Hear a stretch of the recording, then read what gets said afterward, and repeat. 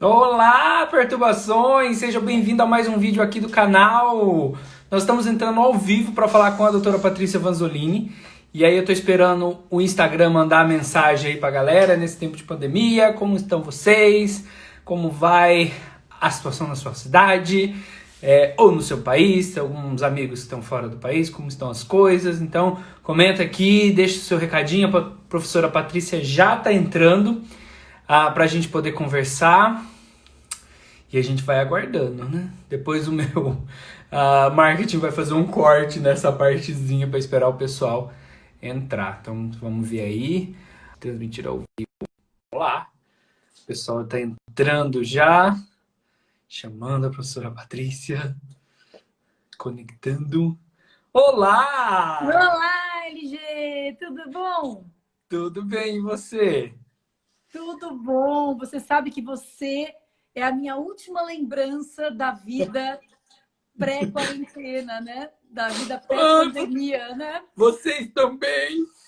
Foi a última pessoa estranha ao meu círculo familiar, foi o último lugar para onde eu fui, basicamente foi lá, para aquela viagem maravilhosa, pela qual eu Nossa, agradeço demais. E engraçado, né? A gente olhando as fotos, parece que foi outra vida, né? A parece. gente ainda comentava, né? Falava, será que vai dar, né? Porque eu queria ir com minha filha para o Japão.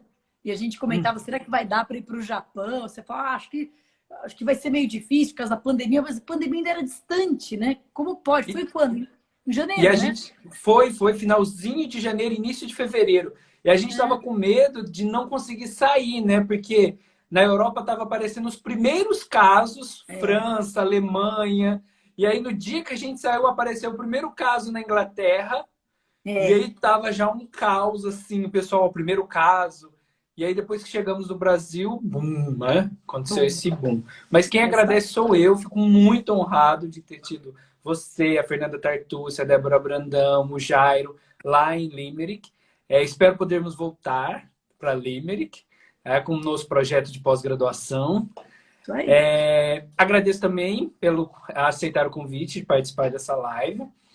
O meu intuito com essas lives na verdade, incentivar os alunos e inspirar eles. Eu vejo que tem muito aluno já querendo desistir do curso de Direito, porque a distância não está indo bem, o remoto não estou conseguindo.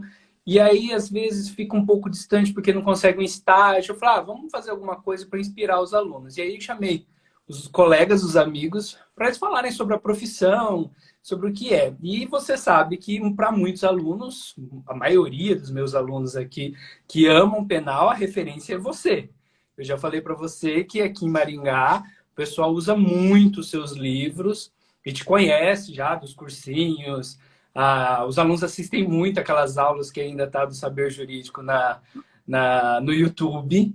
E aí eu falei, Uhum. vamos conversar aí, porque penal é o amor de muitos alunos, né? Acho que acredito que a maioria que entra no curso de direito se apaixona pelo direito penal, ou espera o direito penal já nos primeiros anos, primeiros semestres. E a gente não vê que é isso, né? A gente pega as matérias propedêuticas para depois vir o direito penal. Mas É. eu queria que você contasse a sua trajetória acadêmica, para o pessoal ver como que foi, para eles poderem se inspirarem também na sua trajetória acadêmica.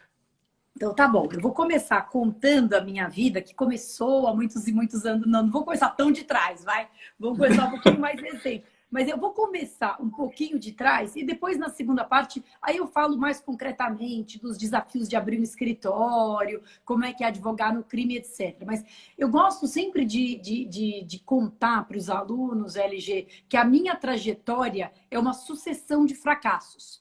É um fracasso atrás do outro até dar o que deu, né? Esse grande fracasso aqui que vos fala Sucesso! é uma sucessão de fracassos. Então, eu fico pensando quando é que foi. Acho que o meu primeiro fracasso profissional marcante foi quando eu prestei vestibular. Quando eu prestei vestibular, há muito tempo eu queria fazer direito. Eu tinha uma tia que era advogada, ela era chiquérrima, elegantérrima, eu achava aquilo um puro glamour e tal. Mas a adolescência dá aquela sacudida na cabeça, aí já não sabia mais direito, jornalismo. Aí tava totalmente perdidona assim no começo da minha adolescência.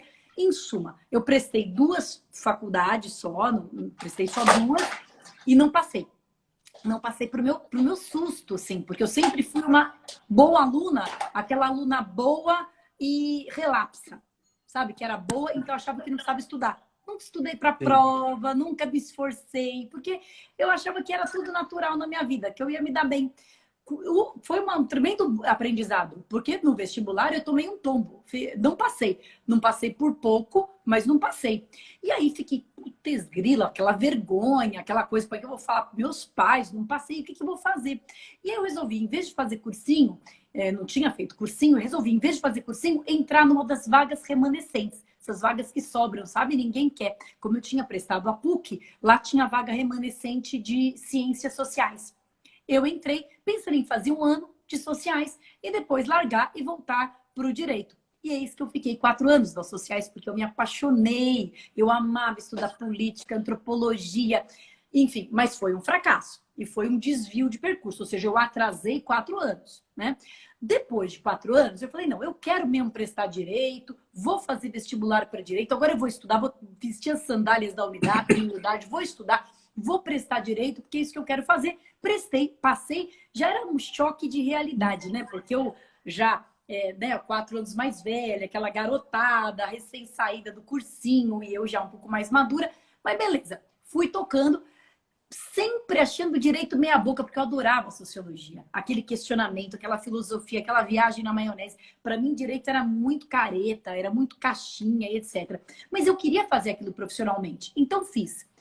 Como eu estava meio desencantada com a faculdade, honestamente, desde o começo eu estava desencantada, eu queria a profissão, mas a faculdade não me dava o menor tesão, para dizer aqui a palavra certa, eu comecei a fazer concomitantemente à faculdade um curso de teatro, né? Porque falei, vai que eu me animo. E eis que amei o curso de teatro. Fiz um curso, como eu sou virginiana, eu posso dar as minhas voltas. As minhas voltas são todas muito sérias, né? Que eu faço uma coisa mais ou menos.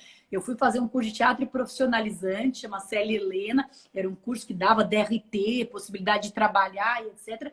E fiz tudo paralelo. Então, Olha, o Oscar perdeu uma atriz. Hollywood perdeu uma atriz. Pois é. Estudava de manhã, fazia estágio de tarde e fazia o curso de teatro à noite. Ia tocando, ia tocando. Bom, terminou a faculdade e aí veio o que eu considero o meu segundo grande fracasso. Então, vai contando. Eu não passei na faculdade, eu não passei de primeira. Eu prestei o AB. Quando eu vou contar uma coisa, LG, que é tipo um crime, só que ele já está prescrito. Só por isso que eu posso falar em primeira mão para sua audiência. Porque Nossa. poucas pessoas sabem disso. Quando eu fui prestar a minha OAB, era naquela época, muitos anos atrás, que podia levar tudo quanto é livro. Livro, código, só não podia levar livro de modelo. Mas doutrina, então a gente levava Delmanto, Mirabete, né, caixas e caixas de livro, carrinho de mão de livro. E eu levei, e eu fui prestar civil, porque eu não tinha nenhum contato com penal na faculdade. Eu estagiava no escritório civil, só via-se, por isso até que eu quase desisti, viu, gente? Civil, às vezes faz a pessoa querer desistir. Isso acontece. Tem que mudar de área. Tem que mudar de área. Se a sua área está te fazendo desistir, tem que mudar, porque tem muitos ramos do direito.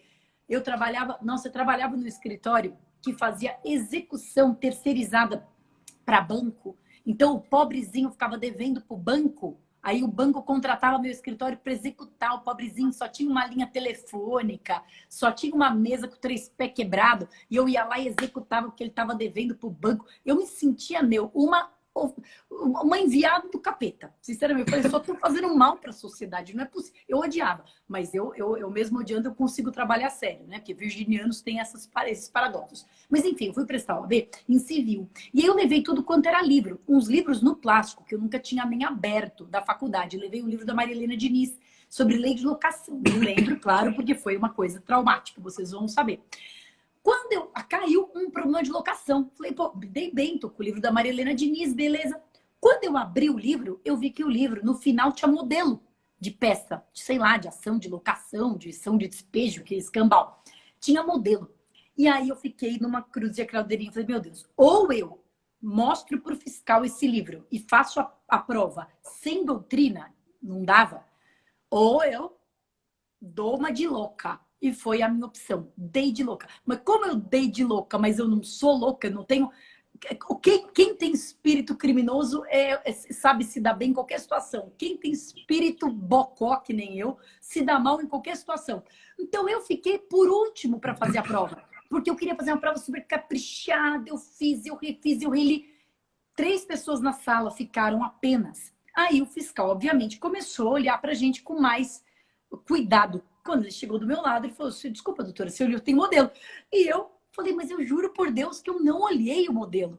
E olha, quem me conhece acredita, porque eu sou assim, ridiculamente ética. Então eu não olhei, eu juro por Nosso Senhor. Vai que o fiscal acreditou.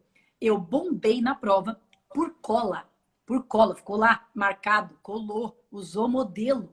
Cheguei em casa arrasada, chorando, chorando, chorando.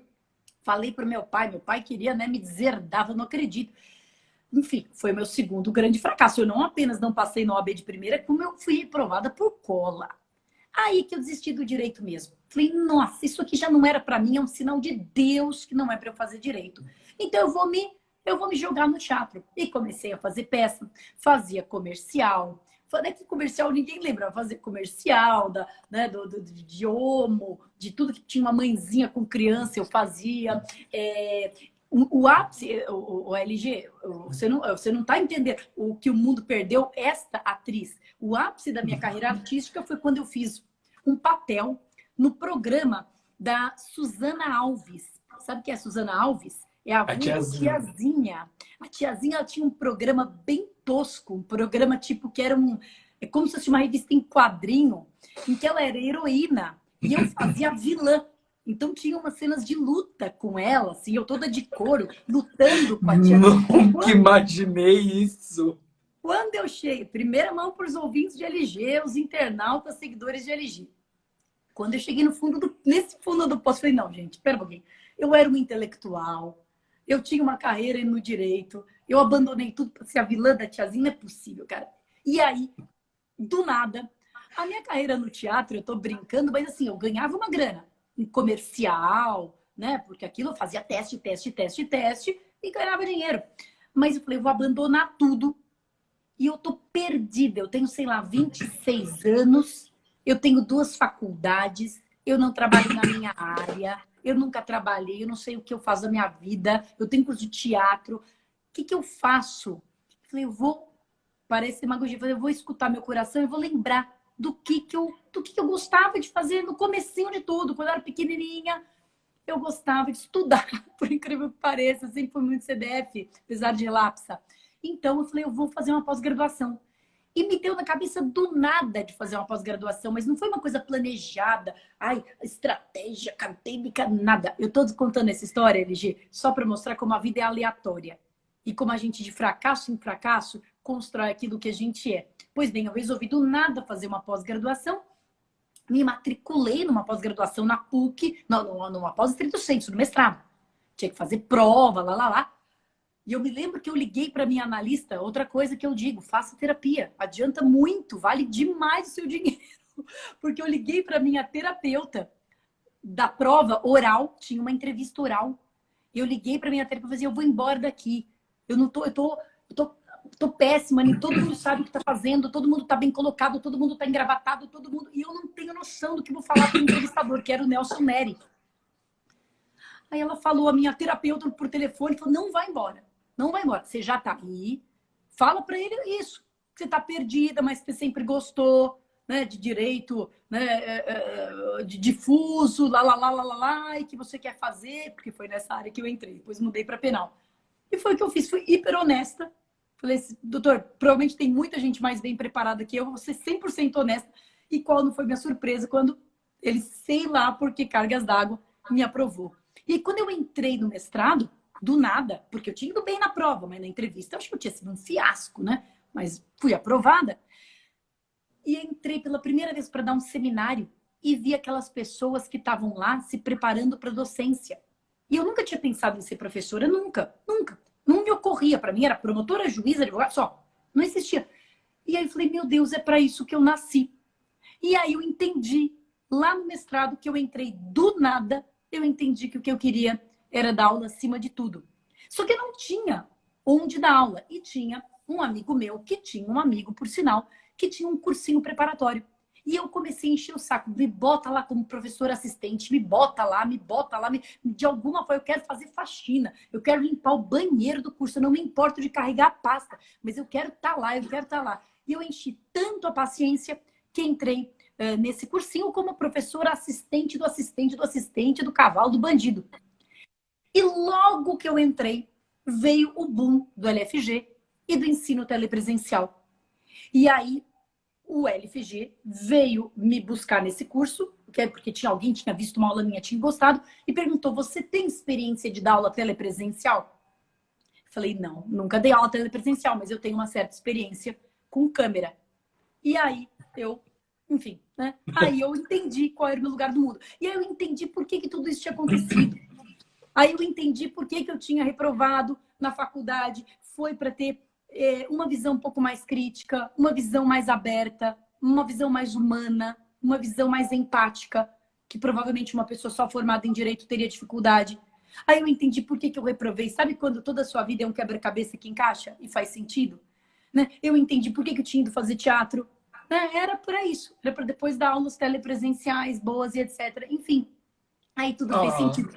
Lá no mestrado, aproveitei e arrumei um marido. Encontrei o meu marido, casei com ele, tô com ele há 18 anos, né? Também uma relação do nada, mas a gente tem 18 anos, tem uma filha de 14, uma bebê de 1, né? Que acabou de chegar na nossa vida.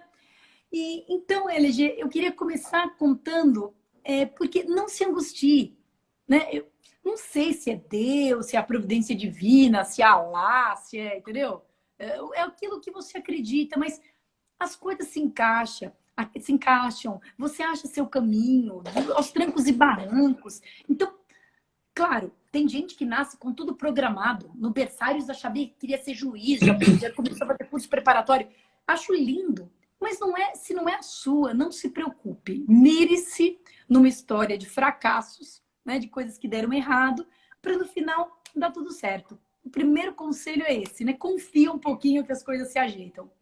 E como é que foi? Eu, com a professora Fernanda, eu perguntei para ela assim, quem namorou quem? O direito processual namorou a Fernanda ou a Fernanda namorou o direito processual? Agora, no seu caso, quem namorou o quê? Era um namoro? Você pediu direito penal em namoro ou o direito penal foi lá e te conquistou? Não, foi uma paixão dessas que você sabe, larga tudo, larga família, larga filhos e vai. Foi isso, porque eu não tinha nenhuma Novela experiência. mexicana. Foi numa novela mexicana, porque eu não tinha nenhuma experiência em penal. Eu trabalhei 5 anos em direito civil, eu estagiei, apesar de fazer teatro, eu estagiava com um professor fera da PUC, era estagiária-chefe, então assim, tinha tudo para ser efetivada, se eu não tivesse abandonado tudo pelo teatro, tinha tudo para ser efetivada, e eu não tinha ligação com o penal, porque eu tinha, honestamente, professores muito ruins, né? Aí conta muito. Tinha professores ruins. Civil gostava médio, processo civil gostava, tinha uma professora ótima de processo civil na PUC. Penal não me chamava nada. Quando eu entrei na PUC, eu entrei para fazer mestrado em difusos, porque eu falava, eu quero uma coisa mais aberta, sei lá, criança, adolescente, ambiental, uma coisa menos direito, menos jurídica.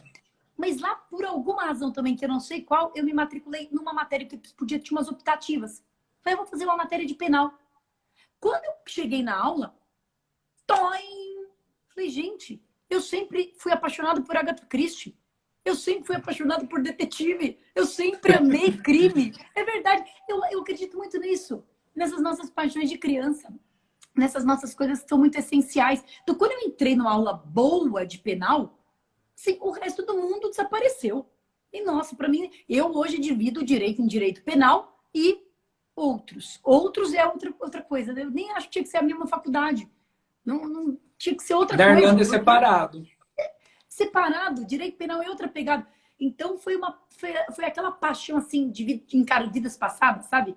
Que você olha para a pessoa e fala, meu, a gente já se conhece, já se ama, vamos casar e acabou. Eu não tive dúvida. Tanto que quando eu fui encher o saco para dar aula em cursinho, o meu amigo, ele tinha uma abertura em tributário. Ele falou, você não quer ser assistente de tributário? Eu falei, não, eu quero penal. Não, a penal é muito concorrido, todo mundo quer. Eu quero penal. Eu quero penal, agora eu estou no mestrado em penal e eu quero penal. Não importa, eu vou segurar pasta, abrir porta, fechar a porta, trazer cafezinho, mas eu quero penal. Então, assim, não teve... É engraçado, né? Que eu acho que quando a gente encontra o nosso lugar, as dúvidas se dissipam, né? Tudo aquilo, você não tem mais dúvida, né? Seja no amor, na profissão, o que quer que seja.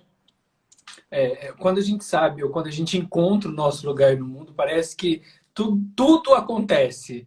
Você se sente completo. Eu me vejo assim, quando eu entro numa sala de aula, quando eu vou fazer pesquisa, ou quando eu estou num projeto de pesquisa, eu vejo que o mundo parece que se amolda, me abraça. É muito gostoso isso. A Jéssica perguntou assim, o que precisa para atuar em direito penal? E aí eu já vou linkar com uma outra pergunta. Eu vi que você vai lançar uma pós, já lançou a pós em prática penal avançada. E eu queria que você falasse dessa pós. Teve algumas pessoas que me perguntaram, eu moro aqui em Maringá, eu posso fazer essa pós em São Paulo? Fala um pouco dessa pós, porque eu sei que quando você estava lá na Irlanda, a gente conversou um pouco sobre um curso de pós-graduação, uma especialização, que você já estava trabalhando nesse curso, moldando, fazendo esse curso e pensando a melhor forma de elaborar um projeto pedagógico de um curso de especialização. Mas fala pra gente aí, como que vai ser esse curso? Bom, então para começar falando do curso, daí eu falo um pouquinho assim de forma mais geral. Então o curso, ele veio de uma percepção que ele tem 3 coordenadores, né? Eu, Gustavo Junqueira, o Guilherme Madeira. Eu acredito muito em trabalho em equipe. Eu não sei fazer as coisas sozinha, simplesmente não sei. Eu gosto disso. Eu acho que 2 cabeças sempre pensam melhor do que uma e 3 pensam melhor ainda. Sou totalmente assim do coletivo. O coletivo só tem um problema quando as pessoas se desentendem, mas como o Madeira e o Gustavo Junqueira são meus irmãos, a gente tem uma total afinidade em tudo, no pensamento, na metodologia, a gente se conhece há 20 anos. Então, é um casamento perfeito. Então, são 3 coordenadores. E o que nós percebemos é que as pessoas que saem da faculdade, e mesmo que saem do cursinho preparatório para a OAB, muitas vezes saem com aquela coisinha enlatada, engessada, que é o que você tem que saber mesmo, mas não saem preparadas para a vida, minimamente preparadas. E isso, LG, você até que tem uma experiência internacional, eu acho que isso é um pouco culpa da nossa própria metodologia durante a faculdade, né? Você que é aí um líder, um pioneiro, um defensor da metodologia ativa, né? Desse tipo de ensino, mas você sabe que isso é exceção de exceção, até porque a metodologia ativa dá muito mais trabalho do que uma aula simplesmente expositiva vomitada. Então, a gente prepara na graduação muito pouco os nossos alunos para pensarem com a sua própria cabeça e para resolverem problemas. Não prepara para a vida real, para pensarem, para raciocinarem, para ligarem conceitos, para terem interdisciplinariedade. Só que a vida real é isso, é um abacaxi com casca, com espinho, com coroa, enfim, não é um abacaxi descascadinho. E na OAB, aí mais ainda. Né? Na OAB a gente ingessa. Eu sei que é meu papel e eu me orgulho demais de ser professora de preparatório, tanto da OAB quanto de preparatório de concurso. Mas o que eu preciso fazer, na verdade, é tolir a criatividade. Né? A pessoa vem com uma ideia, não é assim que cai, corta isso, é assim, assim, assim. Eu preciso engessar. Enquanto que a pessoa, para resolver um problema prático, ela precisa ter abertura. E a gente percebeu que as pessoas não tinham isso. Como nós 3 militamos na área, né? O Gustavo é um defensor público que, honestamente, é uma das pessoas com mais conhecimento na defensoria e especificamente em execução penal, porque ele trabalha na execução penal, né? Na defensoria e na execução penal. Eu que sou militante e o Madeira, que é juiz, a gente resolveu juntar nossas 3 cabeças para ensinar a vida prática. Mas para ensinar a vida prática de uma forma de pós-graduação, quer dizer, não é um curso simplesmente de extensão, um curso de prática, né? Um curso de macete, que também é legal, mas não é. Então é um curso em que a gente vai te dar, né? Vai dar para o nosso aluno a teoria mais sofisticada, alemã, espanhola, etc., mas vai mostrar como é que eu aplico isso num caso médico que eu tive no escritório, num caso de trânsito, como é que eu aplico isso se tem um cliente meu preso durante a pandemia, né? Como é que eu resolvo problemas. Então, toda aula vai ter muito da história. Vou até trocar muitas ideias com você, mas a gente se inspirou muito na questão da metodologia ativa, né? Porque toda aula ela vai ter 2/3 de aula expositiva, depois ela vai ter um problema totalmente enrolado, interdisciplinar, louquésimo, para o aluno raciocinar, trabalhar, nos dar o feedback e daí a gente constrói a solução junto com ele. Toda aula vai ter essa dinâmica. Magnífico. De um problema prático, mas não é probleminha prático. Porque a gente sabe, quando a gente faz problema prático para a prova, a gente dá uma facilitada, né? A gente dá uma ajeitada, uma arredondada. Mas a vida não vem redonda. A vida vem quadrada, você tem que chutar de canela e fazer o gol. Então, a gente vai dar esse problema quadrado para pensar. Um problema que não vai ter uma solução só, que não vai ter um gabarito.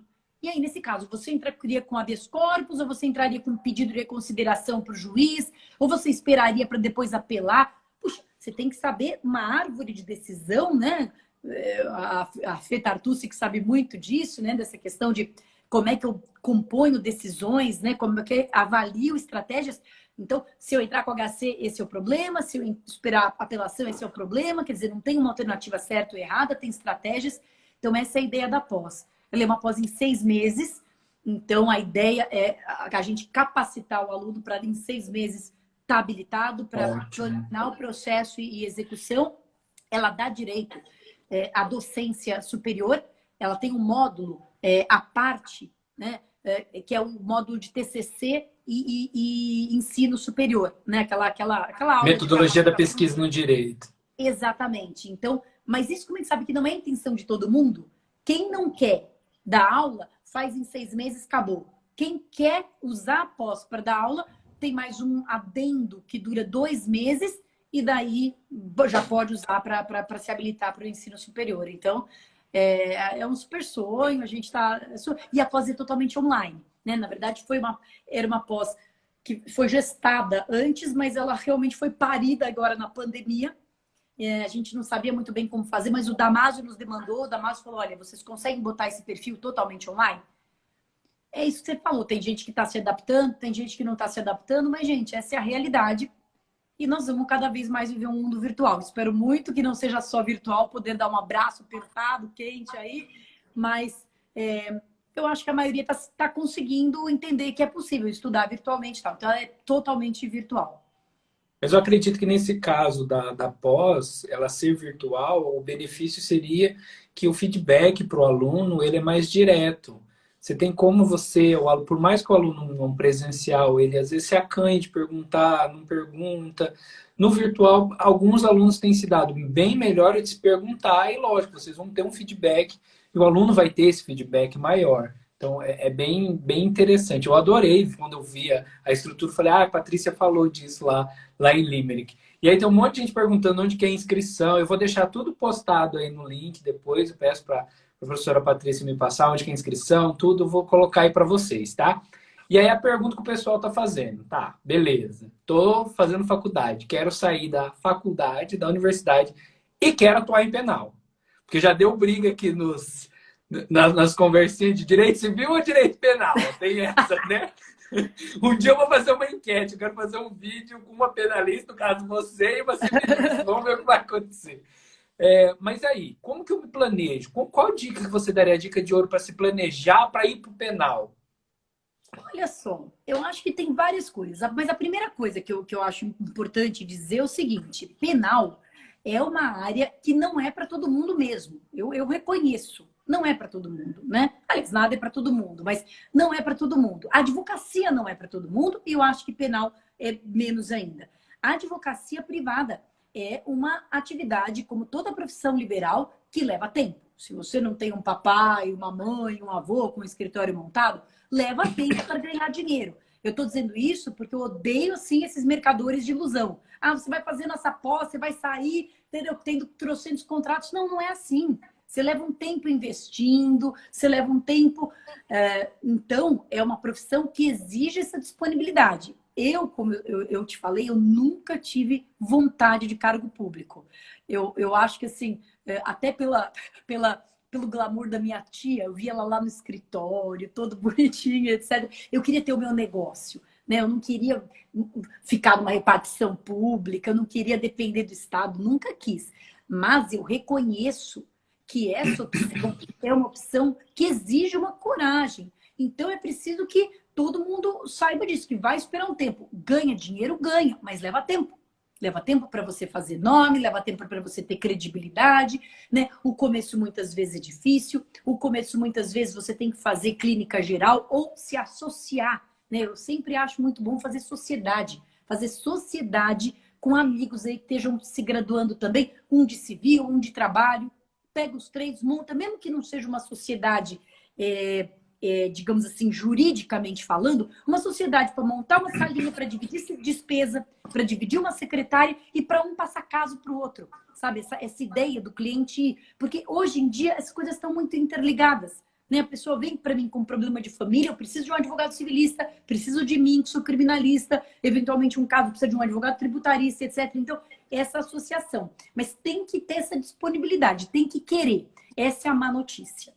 A boa notícia, gente, é que, como diz o LG, como eu disse nos meia hora aqui da minha live, quando você encontra qual é o seu lugar, todo o resto fica fácil. Por outro lado, quando você força uma vida que não é o seu lugar, tudo vira um inferno e fica mais difícil. Então, se você for prestar concurso, preste por vocação. Se você for para esse ou aquele ramo, vá por vocação. O que eu estou dizendo não é fácil. Mas se você sente que você tem amor por aquilo, que você quer ser um advogado criminalista, você tem que ser. Então aí você joga no lixo tudo que eu falei. É difícil, dane-se. É difícil, mas alguns conseguirão. E por que não eu? Eu vou conseguir. E pronto, né? Então, primeira coisa é essa vontade, essa certeza, esse amor. Está sempre muito, né, especializado, isso a pós-graduação, né? Pode garantir. Começar, eu sempre acho interessante, um jeito interessante de começar para quem não tem pai, mãe, advogado na família, etc. Eu não sei se no Paraná tem, LG, mas aqui em São Paulo, por exemplo, nós temos os convênios com a Defensoria Pública, né, da OAB com a Defensoria. Esse é sempre um jeito bacana de começar, porque você começa pegando experiência, você começa a pegar clientes que não estão te pagando diretamente, você recebe do Estado, pouquinho, mas é uma super experiência. É uma super experiência e muitas vezes esse cliente que veio pelo Estado, depois ele tem uma graninha, depois ele melhora de vida e você fez um serviço super legal para ele e ele lembra de você, né? Eu tenho vários feedbacks disso, né? De gente que começou desse jeito, começou pela defensoria e foi evoluindo. Isso vai te ajudar a pegar experiência e para isso, gente, como qualquer advogado, como qualquer profissional privado, um médico, um dentista, é o boca a boca. Né? A nossa propaganda é o nosso serviço. Nós não podemos fazer propaganda no jornal, nós não podemos fazer propaganda na revista. No Instagram nós temos que ter moderação, tem até umas coisas aí meio que esdrúxulas, né? Que até violam o estatuto da OAB, não pode. A nossa propaganda é o nosso serviço. E você, como advogado criminalista, você tem que ser uma pessoa sem medo de... Quer dizer, você pode ter medo. Mentira. Sem covardia. Você pode ter medo, você só não pode ser covarde, né? Você pode ter medo, mas você não pode se acovardar perante o seu medo. Você pode ir tremendo de medo para sua primeira audiência. Você pode ir tremendo igual vara verde e falar com o delegado, mas você não pode deixar de ir. Você não pode se acovardar. Medo você vai ter e todo mundo tem. Então você tem que ser aguerrido, tem que fazer o que for preciso, tem que ser ético ao extremo, vai perder dinheiro com isso, vai perder cliente com isso, mas não dá para transigir. Não tem, sabe? Honesto é igual grávido, não dá para ter meio grávido, não dá para ter meio honesto. Honesto não é honesto, não dá para fazer uma vezinha só, não dá para fazer para esse cliente só, não dá, porque isso é o seu nome, é sua honra profissional, além de ser crime. Então, ética, preparação e muita empatia com o ser humano, muita empatia. Por quê? Porque o cliente criminal, eu sei que cliente nunca é fácil, mas o cliente criminal é um cliente muito difícil. Ele está preso, ou a família está super estressada. Eu sempre faço um exercício que eu acho que é o melhor da vida. E se eu fosse o cliente? Né? O cliente está, vou falar no vulgar, me enchendo o saco. O cliente me liga domingo, 10 horas da noite, para perguntar como está o processo. Eu penso, se meu marido tivesse preso, eu não ia ligar? Se fosse o meu pai que tivesse preso, eu não ia ligar? Então, esse exercício de se colocar na posição do outro para entender que o cliente de direito criminal é um cliente que está estressadíssimo. Claro, você não pode deixar faltar com respeito. Tem situações que eu falo, olha, você não está confiando no meu trabalho, tchau e bênção. Não admito que o cliente interfira na minha estratégia e tal. Mas assim, a gente acho que tem que ter uma compreensão acima do normal. Nunca é um trabalho 9 to 5. Não é um trabalho que você fecha o escritório, acabou. É um trabalho que o cliente te liga mesmo e você tem um flagrante no meio da noite. E vá com medo, vá tremendo, mas não se acovarde. Vá, porque o primeiro você vai com medo, o segundo você vai com medo, o terceiro você vai com medo e depois você cria a casca. E acabou. E aí você vai tirar de letra. Não tem jeito. Tem que criar a casca. Ou seja, tem que cair, machucar, ralar joelho, cair, ralar joelho. Uma hora você cria a casca e vai embora. E aí, gente, não tem preço. Você sentir que você investiu no que você ama, no que é a tua vocação, não tem preço. Eu vou tocar uma feridinha bem complicada. Mulheres no penal. A gente discutiu, conversamos, na verdade, em Limerick, sobre essa questão. Eu admiro muito as mulheres, eu sou feminista, eu estudo feminismo para não errar, assim, é lógico. Nascemos em um mundo machista, tem essa influência, mas aí a todo momento eu quero crescer, desenvolver, evoluir, não sei se é possível, era um Pokémonzinho, evoluir, assim, estudar. Mas eu sempre tive muitas professoras, sempre admirei muito as mulheres. Em penal, eu tive professoras de penal, foram 2 professoras de penal. Então, eu vejo muito as mulheres. Só que eu sei que tem uma discriminação muito grande. Independente da área, ser mulher tem uma discriminação muito grande. No penal, eu acredito que seja um pouco maior. Por quê? Porque você está mexendo com um problema que, para a sociedade, é o final do lixo. Né? Você vai mexer com o criminoso. Como que é isso? Você sendo mulher, você sofreu muito preconceito? Eu acho que sim, mas olha, tal como o racismo, né, tal como a questão do racismo, o sexismo, o machismo, também é algo invisível. E isso é pernicioso. É pernicioso porque muitas vezes você não sabe. Né? Por vezes eu tenho a sensação de que um cliente contrataria se eu fosse homem. Mas ele, né, principalmente no meu começo de carreira, hoje eu já tenho um nome, eu acho que isso não acontece, mas no começo, sabe? Eu tenho a sensação, assim como muitas vezes, né, um negro ele pode ter uma sensação de que, puxa vida, se eu fosse branco eu teria conseguido essa vaga, mas é difícil, é difuso. Eu acho que existem 2 tipos de preconceito. Um preconceito que é o preconceito mais explícito, você ser maltratada e respeitada por um juiz, por um promotor, por um delegado, por um agente penitenciário. Quer dizer, você realmente ser destratada, tomar uma cantada, né, tomar cantada de chefe, ter que ficar numa situação vexatória ao entrar num presídio. Então, existe esse tipo de discriminação. E esse tipo de discriminação eu vivi, eu acho que relativamente pouco. Mas é porque eu estou numa posição muito privilegiada, que não é a da maioria das mulheres. Eu fui advogar muito depois de começar a dar aula, muito depois de ser professora, e já ter um nome forte na docência e na academia. Então é curioso, porque hoje em dia eu chego na grande parte das delegacias, eu falo com muito orgulho e sem nenhuma arrogância, mas é verdade, eu chego na maior parte das delegacias, é muito comum que o escrivão, que o investigador e que o delegado tenham sido meus alunos. Muito comum. E aí, como professora, eles têm um respeito por mim, né? Me dá um tratamento privilegiado. Não, mas tem um respeito que... Então, eu acho que eu não sinto o impacto todo disso, de ser mulher. Eu acho que no começo da minha carreira, eu já vivi situações, nunca algo absoluto, mas assim, do escrivão ficar olhando para mim e falar assim, bobinha, sua bocó. Sabe? Falar como se eu fosse uma menininha, não como se eu fosse uma advogada. Eu aqui tenho preconceito difuso, que é isso, de você...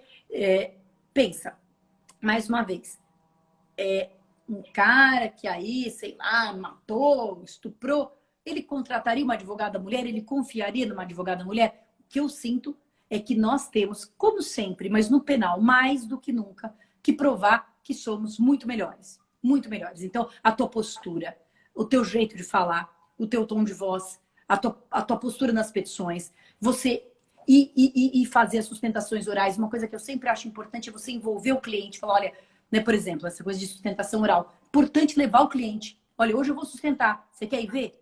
Porque daí ele vê você atuando. Aí ele perde essa mística. Porque quando uma pessoa vai contratar uma advogada de família, a ideia de uma advogada mulher é uma ideia mais normal. Mais normal, uma ideia mais convencional. É uma mulher, uma advogada de família. Quando vai contratar um criminalista, não é normal que ele pense numa mulher. Então você tem que desconstruir essa imagem, né? Obviamente, fazendo tudo na entrevista, né, na primeira reunião, para que ele te contrate, o cliente, a cliente, enfim, em suma, e depois provando provando que você não tem nenhuma das coisas que ele poderia ficar com medo. Você não é covarde, você não é fraca, você não é pouco inteligente, você não é pouco briguenta, nada disso. Tem que se provar. Eu vou dizer, não é fácil, é tranquilo, é de letra, não. Eu acho provável que muitas pessoas desistam de contratar uma mulher no direito criminal. Acho bem provável que isso aconteça. Mas, mais uma vez, é difícil, mas por isso nós vamos desistir, mulherada? Não, né? É difícil, mas gostoso. Aí que nós vamos para cima mesmo e provando que é nós, né? Tem que provar. E você vê muito link entre as aulas de direito penal e a prática do direito penal? Porque tem muitos alunos que chegam e falam assim, na prática é diferente. O que você recomendaria? Teve da nossa audiência que perguntou assim, eu estou recém saído da faculdade e eu vejo que isso não está acontecendo, o que eu vi na faculdade não é o real. Como que você fala para o aluno fazer esse link? Eu acho que tem duas coisas. Primeiro, faça a nossa pós. Primeiro conselho que eu dou é esse. Primeiro conselho é claro, você vai ter que ter a experiência do mundo real e se você tiver aí um curso para te ajudar nisso, ótimo. Se você não tiver um curso, você vai aprender muito o mundo real bater na cabeça. Mas eu discordo um pouco quando a gente desvaloriza o que vê na faculdade e diz, não, o que eu vi na faculdade não adiantou. Não, o que você viu na faculdade muitas vezes simplesmente não é cumprido, porque a lei não é respeitada. Então não é que você tem que abandonar o que você viu na faculdade, porque esse juiz não faz desse jeito. Pelo contrário, você tem que ensinar o juiz. Porque muitas vezes ele que esqueceu o que ele viu na faculdade. Fala, excelência, mas é o seguinte, tem um artigo 212, vou dar um exemplo aqui, muito corriqueiro, né? Tem um artigo do Código de Processo Penal que diz que na oitiva das testemunhas, quem faz as perguntas são as partes, é o sistema do cross-examination. Não é o juiz que começa questionando a testemunha, são as partes. Primeiro a parte que arrolou a testemunha, depois a parte contrária, e o juiz só fala ao final. Mas isso mudou em 2009. Antes, era o juiz que começava. Bom, muitos juízes que prestaram concurso antes dessa mudança continuam aí fiéis à regra antiga. Continuam iniciando as perguntas. E aí, se você for uma pessoa que não valoriza a teoria e que não estudou, né? E o juiz fala, não, doutor, aqui eu faço assim. Tá bom, excelência, aqui o senhor é autoridade. Mas se você acabou de sair, teve um belo professor de processo penal na faculdade, você fala assim, não, excelência, mas o Código de Processo diz o contrário. O Código de Processo diz que o juiz vai fazer a inquirição ao final. Então, eu gostaria de pedir à defesa pleiteia que seja respeitado o artigo 212. E se não for respeitado, a defesa quer que isso seja consignado na ata, porque isso gera uma nulidade por cerceamento de defesa.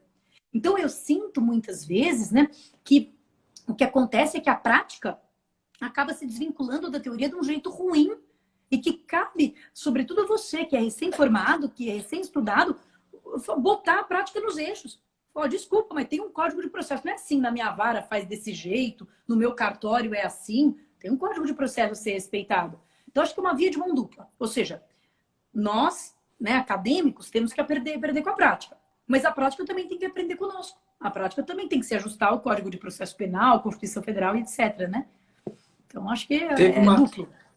A Laren Cruz, que ela perguntou assim, aquela rotina burocrática, computador, cadeira, o que deve ser esperado do penal? Bastante ou uma atividade um pouco mais criativa? Ela colocou criativa entre aspas. O que você me diz da área penal? Ela é mais cadeira e computador ou não? Mesmo quando ela é cadeira e computador, ela não é burocrática. Aí que tá. Por isso que eu me fascino com o penal e acho que não tem para ninguém. Porque mesmo quando ela é... Primeiro que não tem dois casos iguais.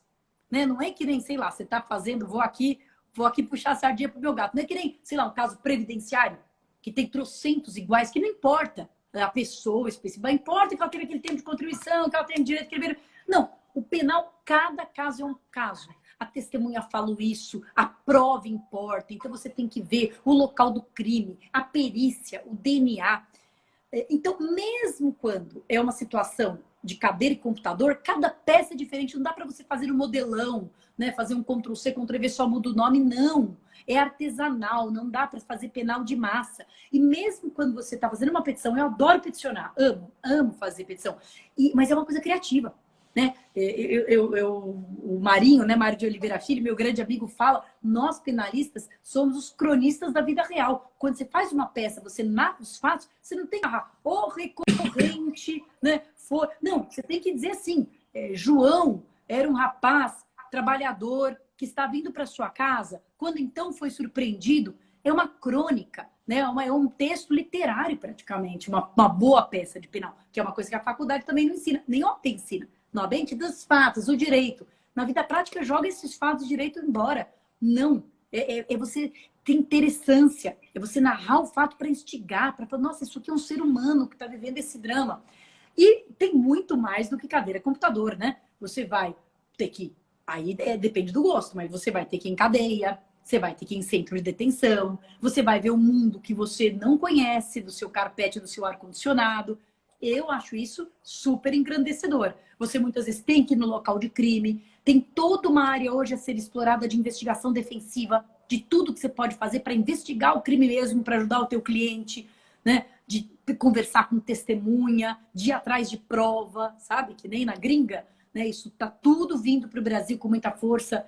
Então eu diria assim, burocracia zero. O que é bom, muito bom, mas tem o seu lado ruim. Como eu disse, não é night five. Então, se aparecer um habeas corpus para você fazer domingo e protocolar no plantão, você vai fazer.